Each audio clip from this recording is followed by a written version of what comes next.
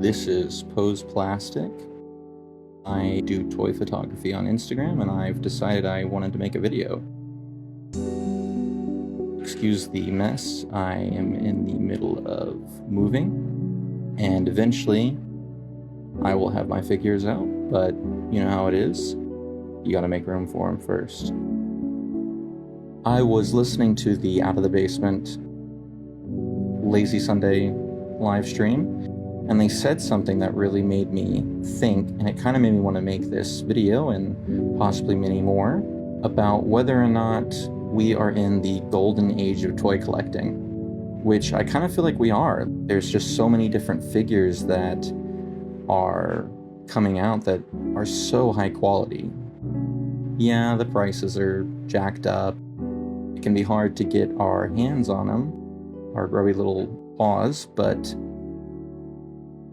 if you take a line like the Black Series, there are just so many figures that 5 years ago we wouldn't have even dreamed of finally getting access to, that they're finally making, and they're revisiting old figures. You know, you look at the SDCC Anakin and Obi-Wan, just absolute peak. InArt is making their 1/12 scale figures, and they look absolutely fantastic. I did not personally get a Dark Knight 1/12 scale InArt figure, but I've seen them, and absolute chef's kiss. Hopefully the B-roll footage is not too messy. Like I said, moving and unpacking and all that. That's Poppy. She is a sweetie. And that's Mango. He is a terror, even though he can be beautiful. I'm going to try and audio edit this, but if you hear any sounds in the background, that's my 3D printer. Thankfully, I finally got a P1P, and I am trying my hardest to print a ton of things that Land Speeder Luke has made, because I just absolutely love a lot of the projects that he's made. They're just absolutely insane, the work that he's done, especially since I've printed like several things from him now, and they're so easy to print, no supports and all that. There are just so many figures out there right now, and so many that I want and that my wallet cannot handle.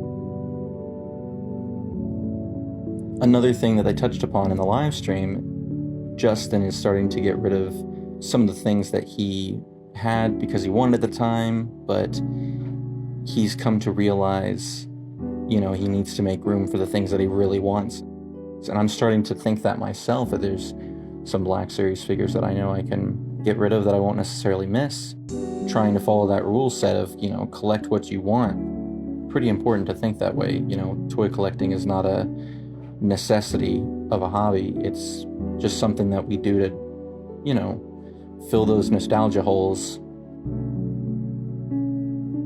Because that's what it's really about, right? It's having these representations of things that we absolutely love, and I just wanted to put my 2 cents out there and say I do think this is kind of the golden age of toy collecting.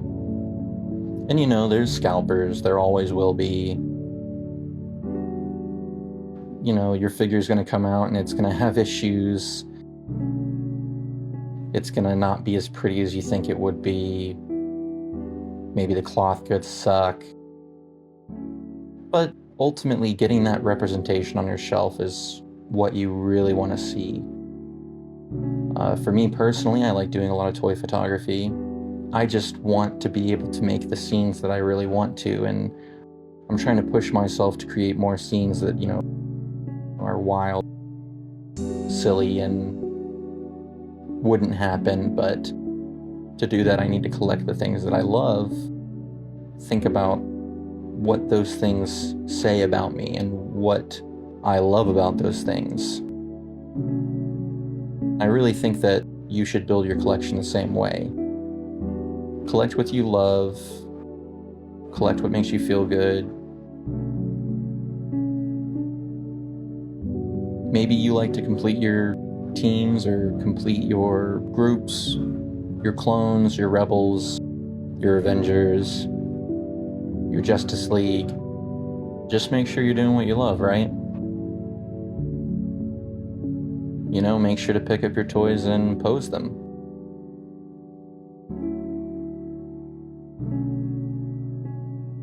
Make sure to keep posing your plastic, and have a good one.